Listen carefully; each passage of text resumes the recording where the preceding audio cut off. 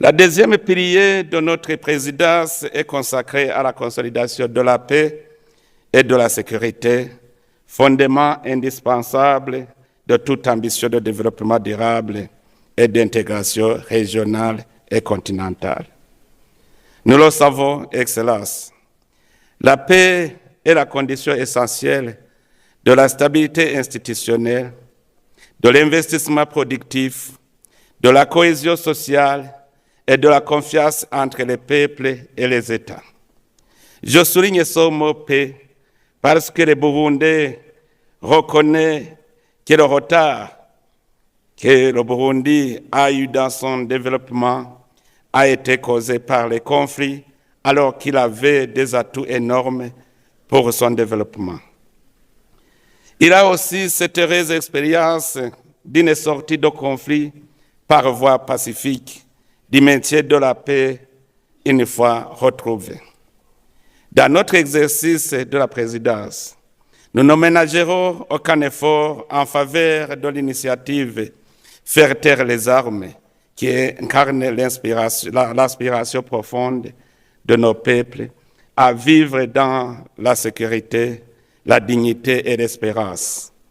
Nous voudrions que l'Union africaine accorde une attention particulière au renforcement de la complémentarité entre l'architecture africaine de paix et de sécurité et l'architecture africaine de gouvernance dans une approche intégrée, reliant prévention des conflits, alerte précoce, diplomatie préventive, médiation, gouvernance inclusive et reconstruction post-conflit, en étroite collaboration avec les communautés économiques et régionales et les mécanismes régionaux de rétablissement de la paix.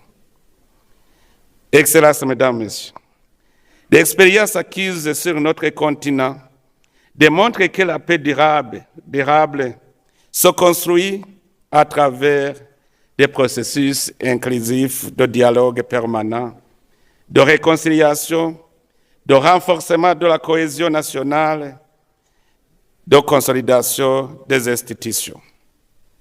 Elle repose également sur la promotion d'une gouvernance participative, de la justice et du développement économique équilibré, ainsi que sur la prise en compte des facteurs structurels de fragilité, notamment la pauvreté, les inégalités persistantes, l'exclusion des jeunes et la marginalisation de certaines composantes de nos sociétés. Nous allons à nouveau recourir au dynamisme et à la bonne foi de la jeunesse, tout en associant également les femmes pour réfléchir sur une stratégie durable de prévention des conflits en Afrique. À cet effet, comme il est d'habitude chaque année, en ma qualité de champion de l'Union africaine pour l'agenda jeunesse, paix et sécurité, je compte organiser en août 2026 à Bujumbura, capitale de la jeunesse africaine, l'un des plus grands rassemblements de la jeunesse africaine, consacré à un dialogue continental sur la jeunesse, la paix et la sécurité, qui sera couplé de manière complémentaire avec l'agenda Femmes, paix et sécurité. Ce forum se veut résolument intergénérationnel en favorisant des échanges ouverts et constructifs entre les jeunes, les décideurs politiques, les institutions continentales, la société civile, le monde académique et le secteur privé. L'objectif est de renforcer la compréhension mutuelle, de valoriser les expériences africaines et de formuler des recommandations opérationnelles en phase avec les réalités du terrain. À travers cette initiative, le Burundi souhaite renforcer l'appropriation par les jeunes de l'agenda africain de la paix et de la sécurité, tout en affirmant leur rôle central dans la renaissance africaine que nous appelons de nos vœux. Dans le même contexte, de chercher de la recherche de la paix et de renforcement de la solidarité africaine, il convient également d'engager une réflexion sereine et collective sur la nécessité ou pas de revoir, sur base d'une auto-évaluation de leur impact, certaines pratiques institutionnelles, dont celles relatives à la gestion des situations de la participation de certains États aux travaux de nos instances. En effet, en répondant à des principes et des cadres normatifs librement adoptés par notre organisation, notamment l'article 30 de l'acte constitutif, l'expérience a montré néanmoins que la paix durable et la stabilité se nourrissent avant tout par le maintien du dialogue, de l'écoute et de l'inclusion. En plus, le triste constat est que le rejet catégorique de ces États ne fait qu'étouffer les simples citoyens qui n'ont rien à voir avec la situation de conflit constitutionnel, institutionnel. Car ces autorités, bien que hors constitutionnelles, sont toujours redevables de la vie actuelle des citoyens et sont leurs interlocuteurs avec le monde extérieur. Cette réalité invite à une réflexion équilibrée sur les modalités les plus efficaces pour préserver nos valeurs communes d'unité et de solidarité envers les peuples, tout en maintenant des canaux de communication ouverts, indispensables à la médiation, à la prévention des crises et au retour durable à l'ordre constitutionnel. Excellences, Mesdames, Messieurs, la paix et la sécurité ne peuvent être effectives sur notre continent s'il y a encore des pays de l'Afrique qui se font frapper ou agresser sur fond d'intérêts géopolitiques ou économiques des grandes puissances. Nous souhaitons que la voix de l'Afrique s'élève pour plaider en faveur du respect du droit international, de l'intégrité territoriale de nos pays, de la souveraineté de nos États et du droit des peuples à disposer d'eux-mêmes. Aucun pays africain ne devrait être recolonisé, envahi ou obligé de se soumettre à un quelconque pouvoir étranger au XXIe siècle. Ainsi, les valeurs humaines énoncées dans la Charte des Nations Unies devront prévaloir. Excellence, notre continent ne gagnera pas la bataille de développement tant que les balles continuent à siffler dans certaines de ces régions. La situation à l'est de la République démocratique du Congo, dans la région du Sahel, en Somalie, au Soudan, à la République centrafrique, nous rappelle chaque jour. Les crises dans ces pays affectent d'une manière ou d'une autre l'ensemble du continent. Chaque conflit freine nos économies et compromet l'avenir des millions de jeunes Africains. C'est pour cela que je lance un appel à chacun de nous de soutenir les mécanismes de prévention des conflits de l'Union africaine et parler d'une seule voix pour faire taire les armes. La stabilisation durable de cette région appelle à la solidarité, à l'engagement de tous, États africains, partenaires internationaux et acteurs régionaux. La présidence burundaise de l'Union africaine continuera d'assumer pleinement son rôle de catalyseur comme l'Angola, afin que les efforts conjoints contribuent à restaurer la paix, à renforcer la résilience des populations et à ouvrir des perspectives durables de développement et de stabilité. Excellences, Mesdames, Messieurs, le troisième pilier sur lequel nous devons nous concentrer est résolument tourné vers l'avenir.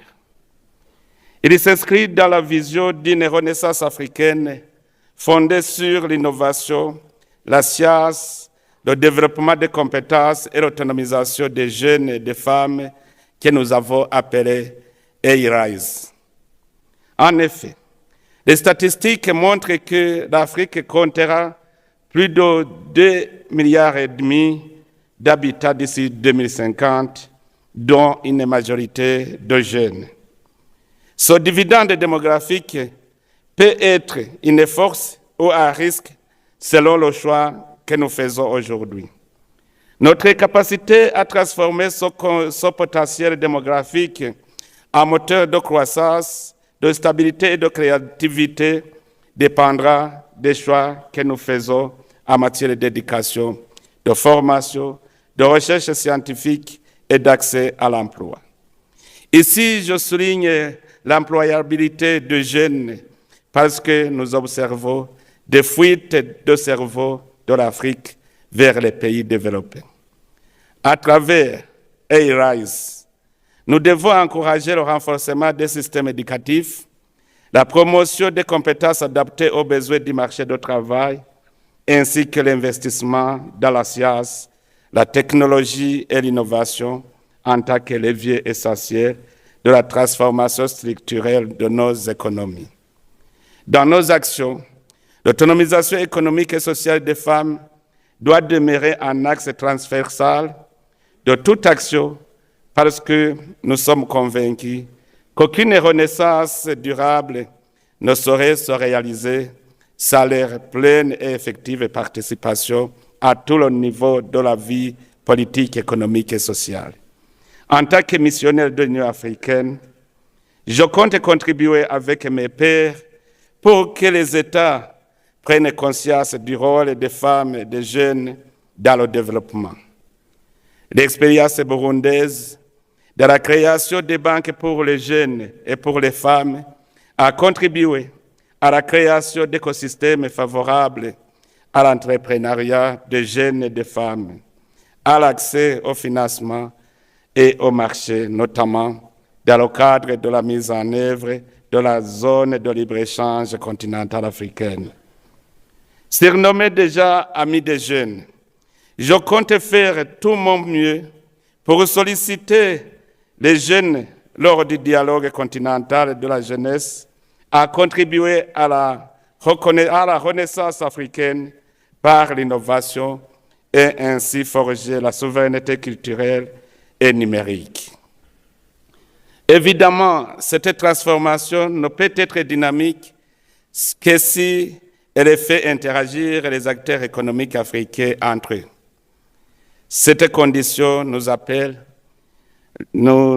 l'urgence de rendre opérationnel la ZLECAf, un instrument majeur d'industrialisation, de dynamisation du commerce intra-africain, la valorisation de nos chaînes de valeur régionales et de renforcement de la souveraineté économique du continent.